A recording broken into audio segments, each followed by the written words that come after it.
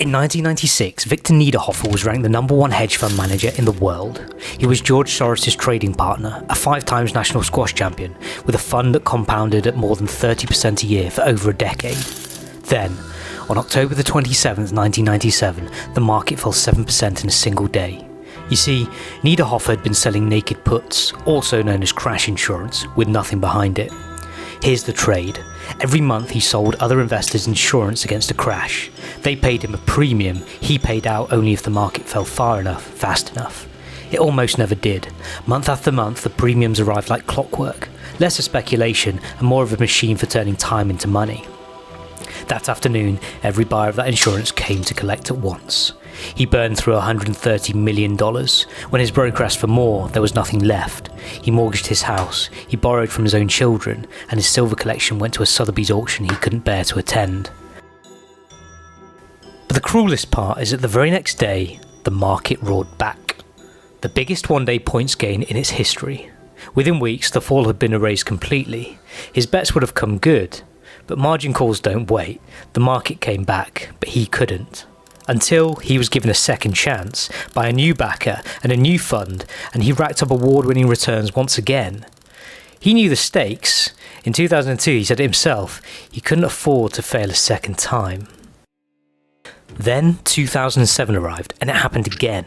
Not to the market though. The market's worst day that year was a 3.5% drop. No, it happened to him. His fund, Matador, lost more than 75% and closed in September. The S&P peaked the following month. So why could one afternoon end him when the market itself shrugged it off? In the last episode I explained how long-term capital management borrowed $30 for every one of their own. Niederhoffer did something similar. He promised 30. $4 billion in naked puts on $130 million of capital. Both of them were leveraged, and leverage does something simple. Without leverage, the market has to fall 100% to wipe you out. At 5 times leverage, 20% does it. At 10 times leverage, 10% will wipe you out. At 30, just 3. On October the 27th, the market found that line. Nassim Taleb built a career on it, and he called it an absorbing barrier, a line that ends the game on contact.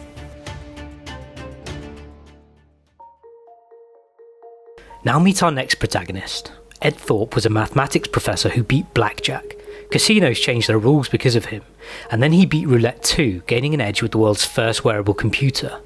He took the same mathematics to Wall Street. His fund, Princeton Newport Partners, ran for 19 years at a compounded annual growth rate of around 20%. In no month did he lose more than 1%, and he never had a losing year. Thorp's the man who brought Kelly to Wall Street, and the difference between him and Niederhoffer is where he started. Before he asked what a trade could make him, he asked what it could cost him, and he never took one that could cost him everything. Now, let me make you an offer.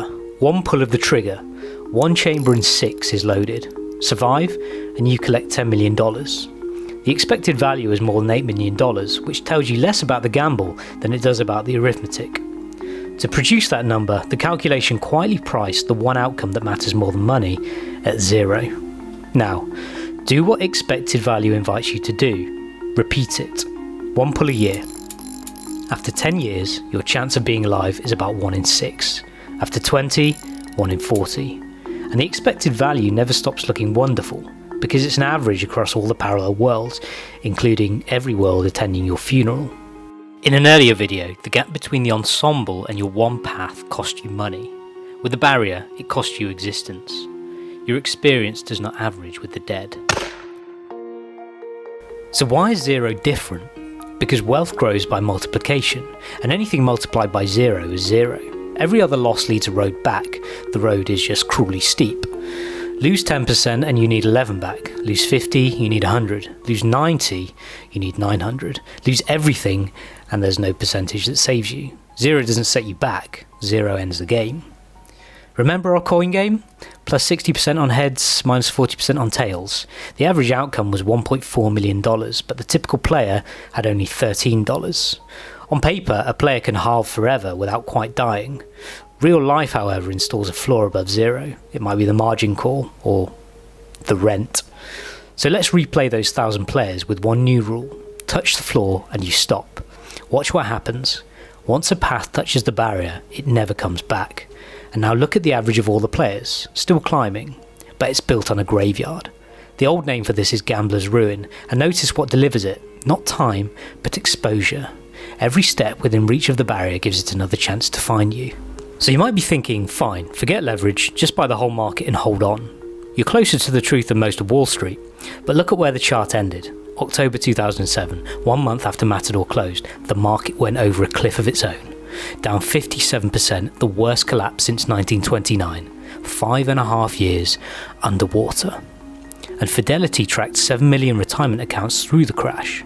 Investors who stayed invested were up around 50% by 2011. Those who sold and later bought back earned roughly half as much.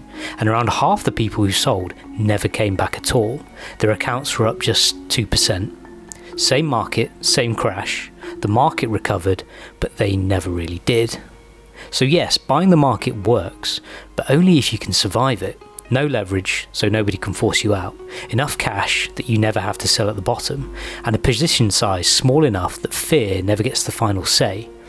Whether they know it or not, those investors are following the survivor's rules. And that brings us once again back to Kelly. A full Kelly bet maximises long-term growth, but there's roughly a 50-50 chance you'll halve your stake along the way. Ed Thorp understood the formula better than anyone, yet he almost never bet full Kelly.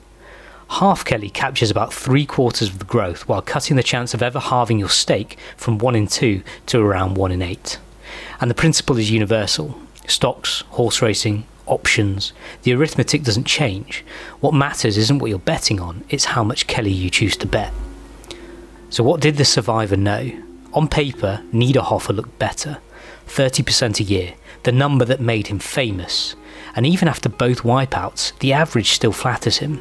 But averages don't compound. Survival does. 20% a year, sustained for decades without a single wipeout, quietly produced one of the greatest fortunes in finance. Thorp understood something no equation could override. If one plausible outcome can end the game, the position is too large. It sounds like survival comes at the cost of growth. Next time we'll show why that's false.